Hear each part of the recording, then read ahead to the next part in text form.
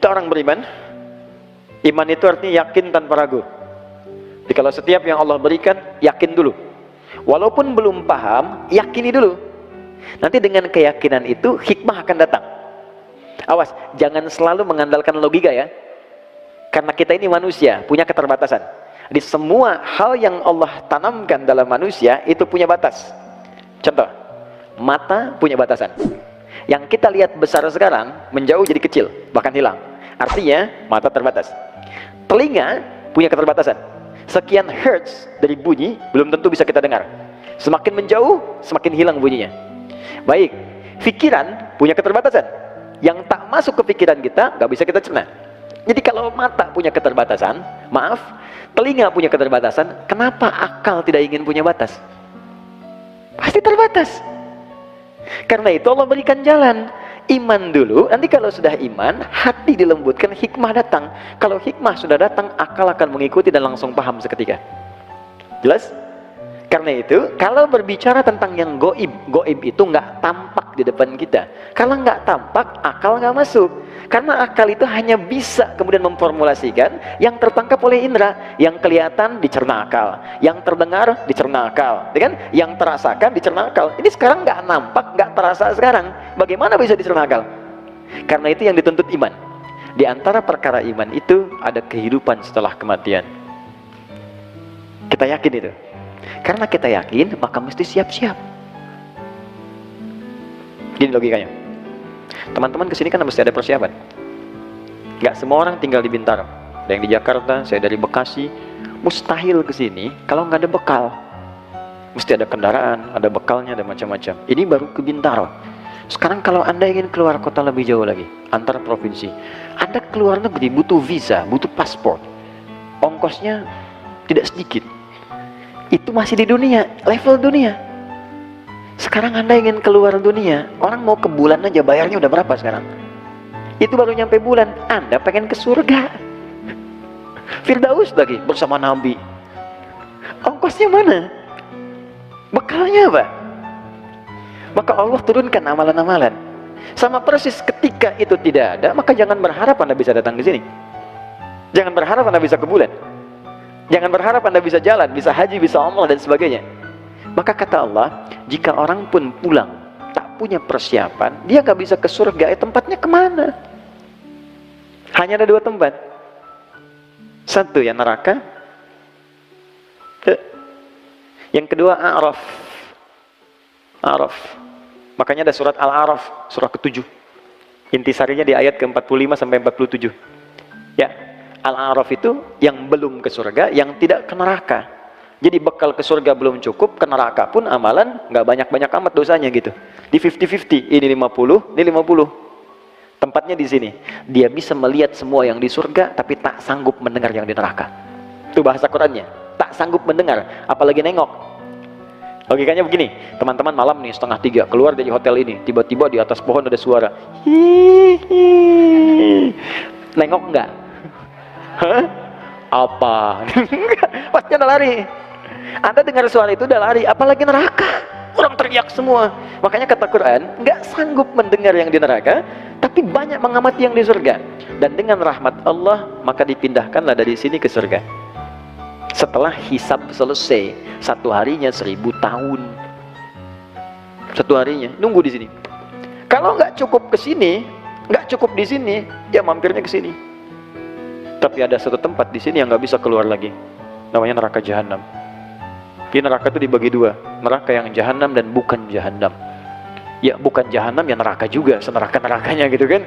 Ini paling ringan nih, yang paling ringan ini neraka paling ringan, tapi jangan diringan-ringankan ya, neraka juga gitu. Itu di Quran surah ke-4 ayat 56. Quran surah 4 ayat 56.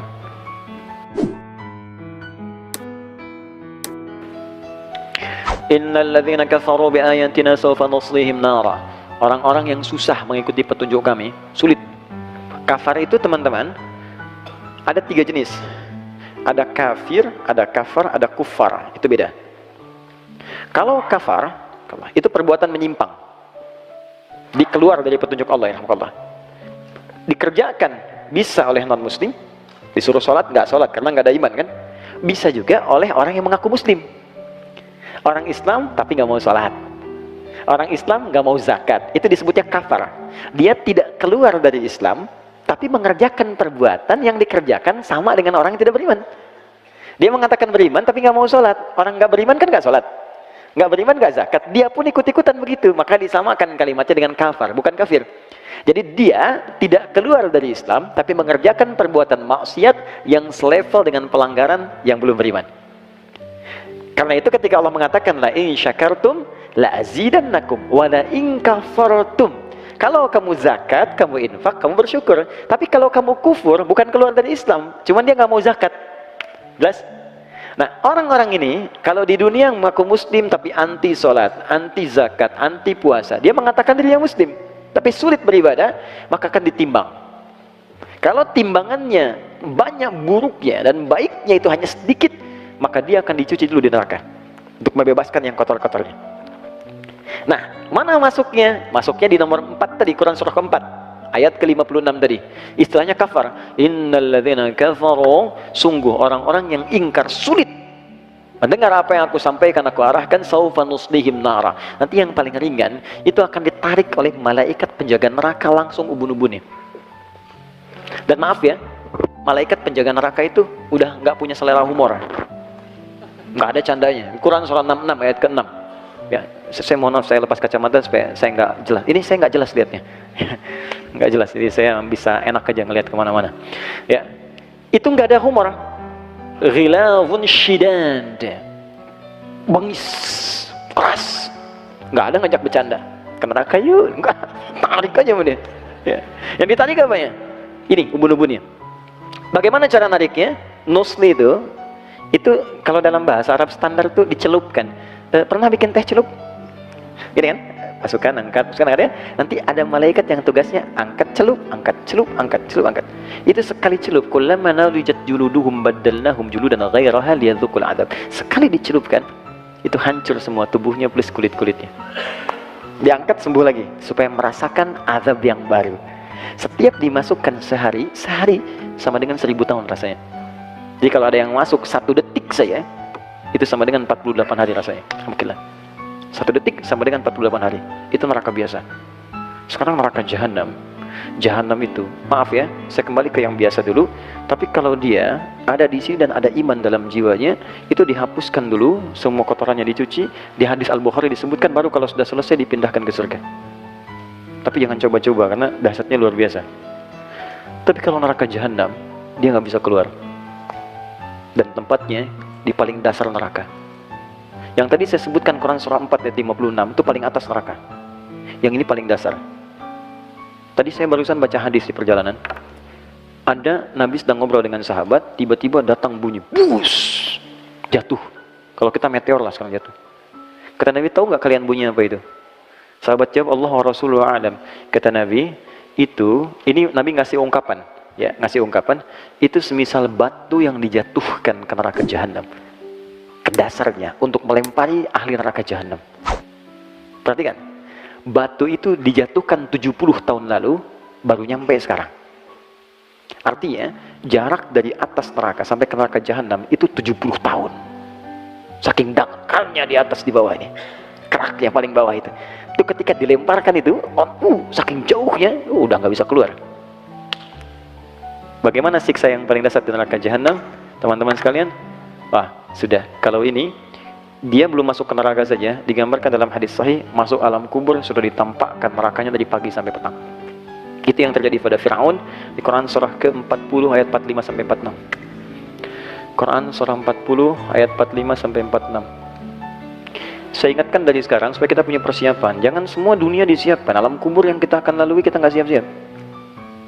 Itu niscaya kita pulang loh. Hari ini mungkin kita wafat. Apa persiapan kita? Antum masih mau main-main? Silahkan saja, saya sudah pernah sampaikan. Saya mungkin bisa berkata, ya Allah dia kawan saya, ya Allah dia saudari saya. Saya bisa katakan demikian.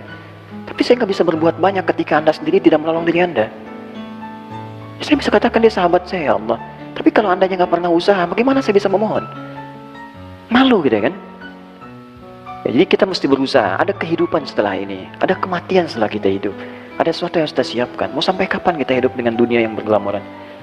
Ya, kata Allah nikmati.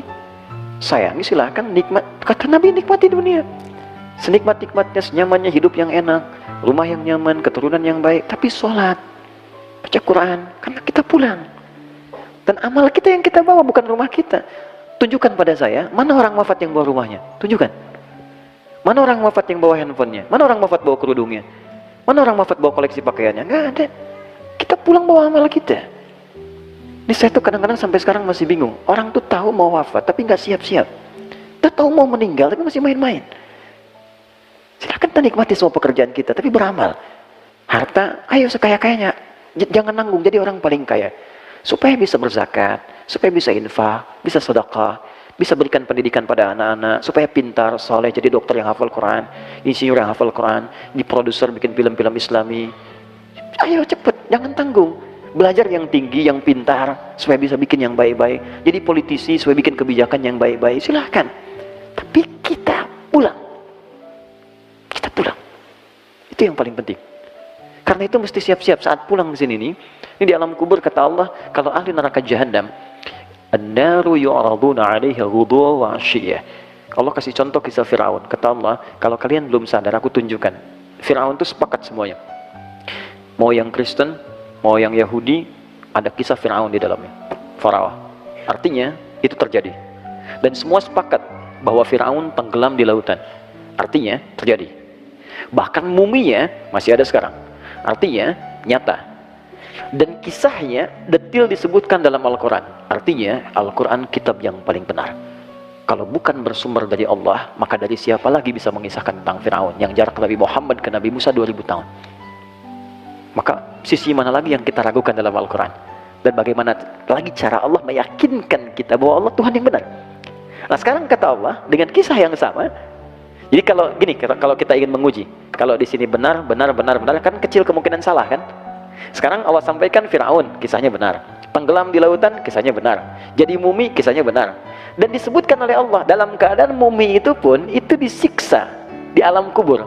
Kubur itu maksudnya, awas, yang dimaksud kubur itu alam setelah wafat. Bisa jadi di dalam tanah, di kubur standar. Ada yang mungkin dibakar, ada yang mungkin di laut tenggelam. Jadi kubur itu artinya alam yang setelah wafat. Jelas ya? Baik, tempatnya disebut barzakh. Barzakh itu pemisah. Bainahuma barzakhul la yabghiyan. Jadi ada dunia, ada akhirat, pemisahnya disebut barzakh. Itulah alam kubur. Alam setelah kematian. Jadi kalau Firaun kan nggak dikubur, jangan pahami di dalam tanah. Maksudnya pindah dia dari alam hidup ke alam mati. Nah saat matinya ini, itu ditampakkan oleh Allah neraka pagi dan petang, neraka Jahannam. Saya pernah didebat oleh orang liberal begini berkata, Ustaz nggak ada siksa kubur.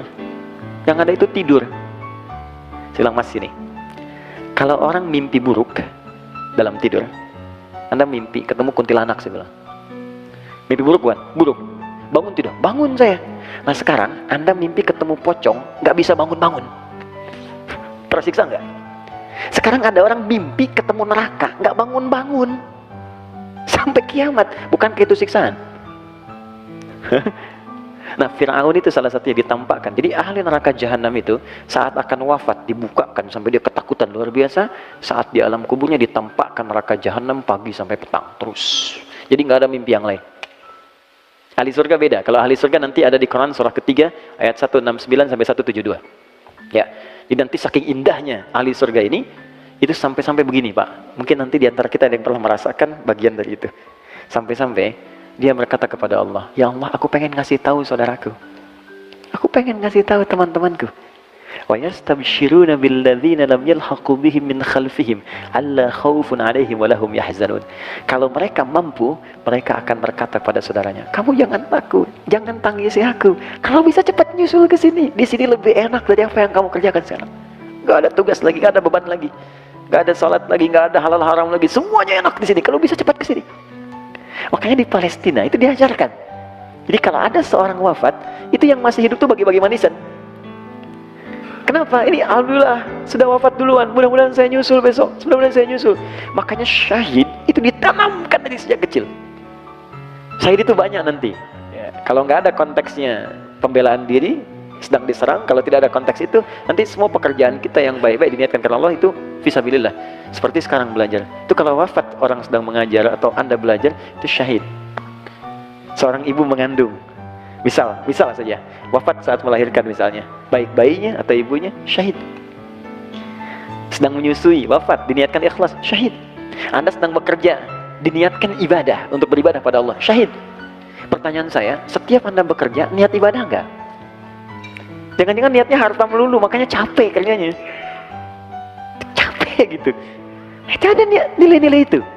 Ya, di Palestina dulu tuh ada seorang pendongeng Indonesia, itu diminta untuk menghibur anak-anak, untuk cerita dongeng Islam. Jadi begitu sampai ke sana, dia dapatkan anak TK jumlah 150 orang. Saya pernah sampaikan ini beberapa kesempatan. Itu mau dongeng kurang lebih mungkin, ya kalau kita konversi ke kita, dongeng jam 4, jam 2 sudah rapi. Duduk semua. Ambil saf depan. Pertanyaan pertama, sebelum cerita, siapa yang mau jadi presiden?